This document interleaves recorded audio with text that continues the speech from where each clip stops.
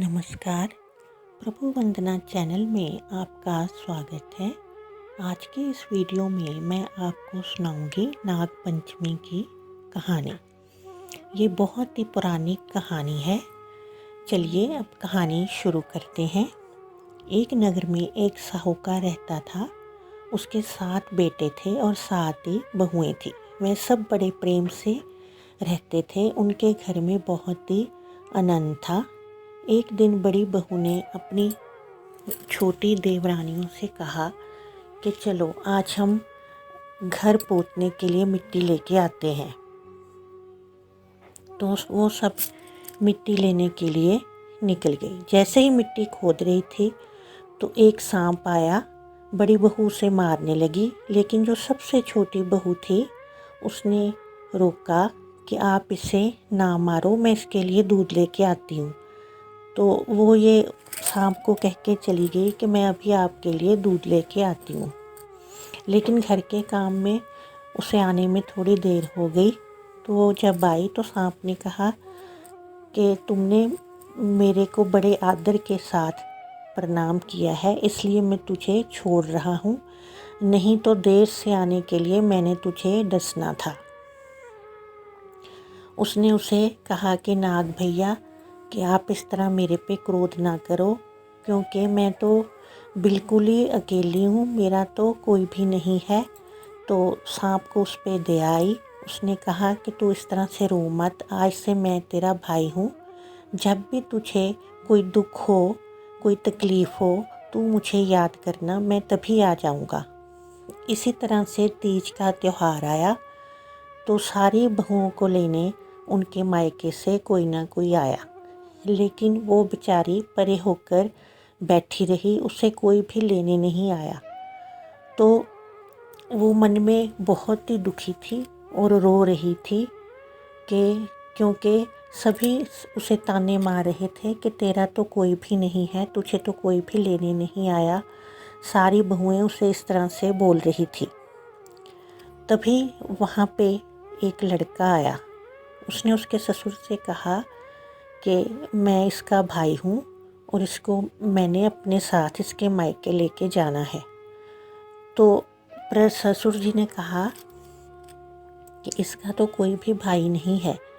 उसने कहा कि मैं इसका दूर का भाई हूँ। तो इस तरह से उसने सारा बताया। तो ससुर ने उसको उसके साथ भेज दिया। रास्ते में वो लड़के ने उसको बताया कि मैं तेरा भाई सर्प हूँ। जब तू रो रही थी तो मुझे पता चला कि तेरा कोई भी नहीं है, तो मैं यहाँ भाई बनकर आया। तो वो उसे नागलोक ले गया।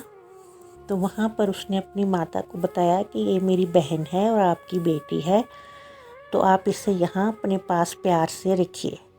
तो वो वहाँ पर रहने लगी। वहाँ का शान शौकत देखकर वो हैरान रह गई। हर तरफ हीरे जवाहरात मणियाँ नग भरे हुए थे। तो माता दूध ठंडा कर रही थी।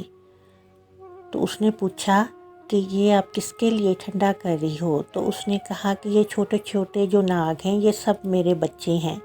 तो उसने कहा कि चलो आज आप रहने दो, आज मैं दूध ठंडा करती हूँ। तो वो दूध ठंडा करने लग गई, पर उसने पूरी तरह दूध ठंडा होने से पहले ही घंटी बजा दी।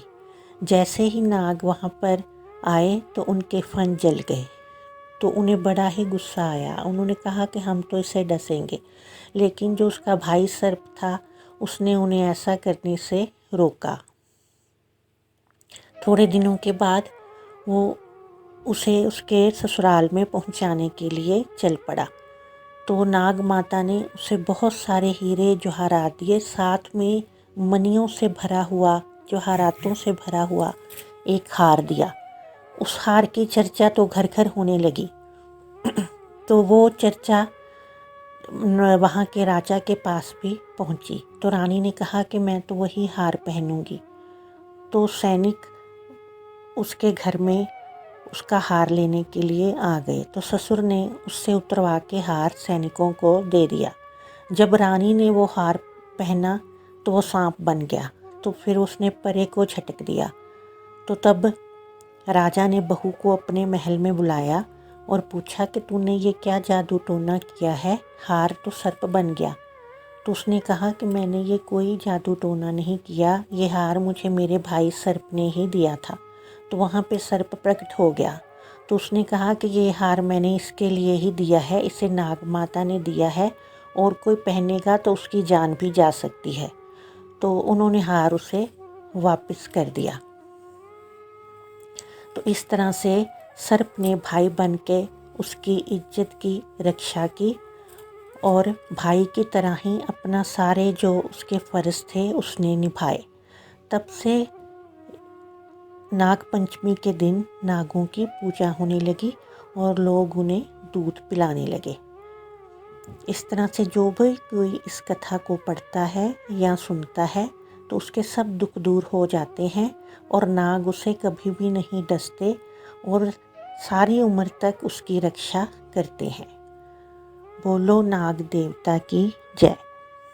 अगर आपको मेरा वीडियो थोड़ा सा भी पसंद आया हो तो प्लीज़ इसे सब्सक्राइब करें, लाइक करें और शेयर करें।